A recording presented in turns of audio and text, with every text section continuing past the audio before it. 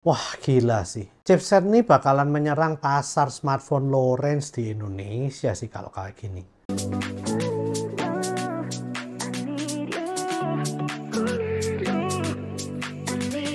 Yo guys, balik lagi dengan Billy di sini, dan kali ini kita akan membahas sebuah chipset yang juga saya tunggu-tunggu untuk pasar low range ya, yaitu adalah Snapdragon 4 Gen 2. Nah, Snapdragon 4 Gen 2 ini saya memiliki reaksi yang sama dengan pada saat saya membahas Snapdragon 7 Plus Gen 2. Dan Snapdragon 4 Gen 2 ini baru diluncurkan kemarin ya guys. Jadi informasinya ini masih benar-benar fresh from the oven banget.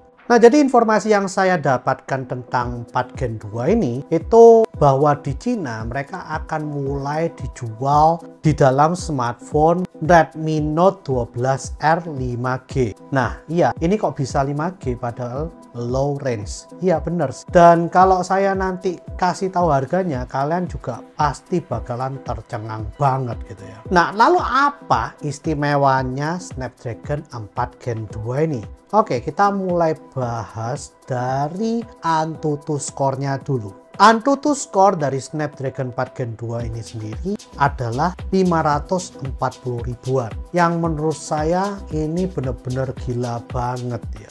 Oke, sebagai perbandingan saja ya. Kalian pasti masih ingat lah ya, bahwa Redmi Note 12 Pro yang 5G itu menggunakan MediaTek Dimensity 1080. Nah, di sana juga kalau kalian lihat dari Antutu score-nya sendiri, itu sebetulnya hanya sekitar 490 ribuan. Anggap aja 500 ribu. Nah, ini kita memiliki chipset low range 4 Gen 2 ini, itu Antutu score-nya udah melebihi yang Antutu score dari Redmi Note 12 Pro 5G tersebut, yaitu 544 ribu ini guys. Yang menurut saya itu gila banget ya. Nah, kalau kalian ingat juga ya guys, harganya dari Redmi Note 12 Pro 5G itu kira-kira 4,6 jutaan lah ya. Anggap aja 4,3 juta. Ini kita ngomong kosong aja, kita bilang 4,3 juta. Nah, ternyata harga Redmi Note 12R ini yang versi 4 GB-nya di Cina itu cuma 2 juta guys. Lalu yang 6 GB 2,3 jutaan. Yang 8 GB entah kenapa ya, cuman beda 2 GB dari yang 6 GB. Harganya loncat jadi 3,1 jutaan. Mungkin storage-nya juga beda. Dan lalu ada yang paling tinggi, kalau nggak salah sih ada yang 12 GB dan juga storage yang lebih tinggi lagi, itu harganya 3,7 juta guys. Jadi harga yang paling powerful banget itu 3,7 juta. Tapi menurut saya, kalau kalian beli yang versi 8 GB-nya aja udah oke banget tuh. Harganya cuma 3,1 juta. Nah, ini udah merubah mindset saya mengenai low range chipset sih. Dan chipset Snapdragon 4 Gen 2 ini itu juga bisa 5G juga sekarang. Lalu juga untuk kameranya bisa low light dan megapiksel yang tertinggi itu bisa sampai 108 megapiksel. Dan juga layarnya itu bisa mensupport sampai FHD Plus dengan 120 Hz refresh rate. Jadi low range zaman sekarang itu udah mendekati mid range yang beberapa tahun yang lalu sih guys menurut saya. Bahkan lebih bagus lagi gitu loh. Dan juga untuk chargingnya bisa quick charge yang 15 menit saja bisa sampai 50%. Jadi dia mendukung quick charge 4+. Itu ada tulisannya di sana seperti itu sih guys. Jadi ini benar-benar prosesor low range tapi kelasnya udah lebih dari mid range yang biasanya. Karena mid range yang biasanya seperti Redmi Note 12 saja lah ya, kita ambil contoh. Dia itu Antutu score-nya cuma 300 ribuan ya. Dan menurut saya ini 540 ribu itu udah kayak 2 kali lipatnya. Padahal masih low range itu. Harganya pun dimulai dari 2 juta.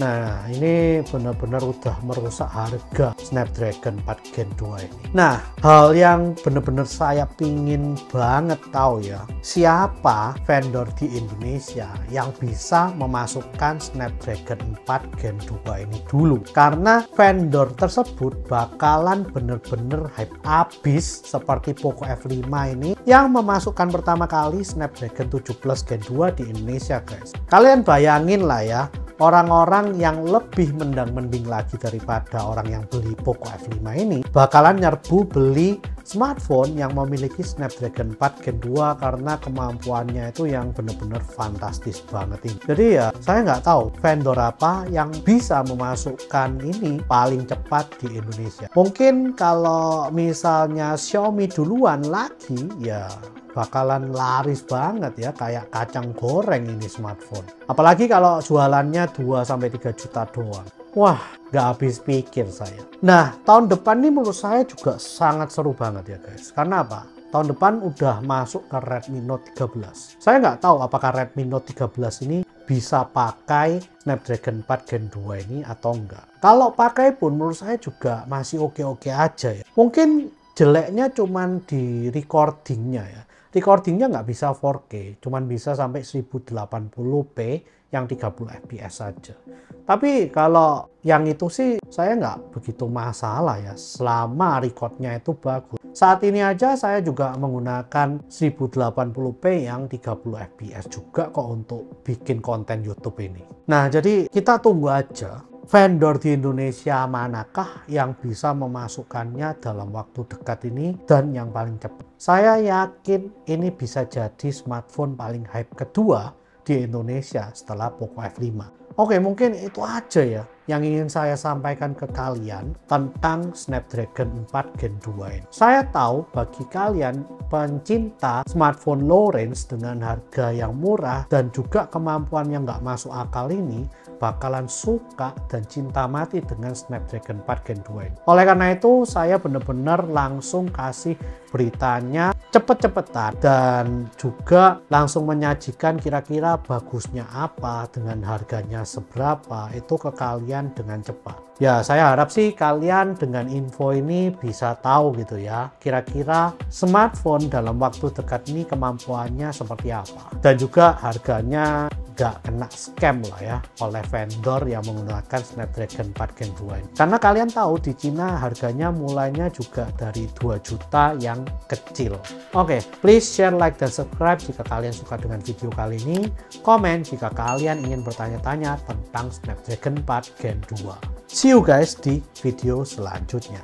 Wah, gila. Ini kalau misalnya Xiaomi bisa datengin lagi di Indonesia dan yang pertama kali lagi, udah jadi kacang goreng kedua nih setelah Poco F5.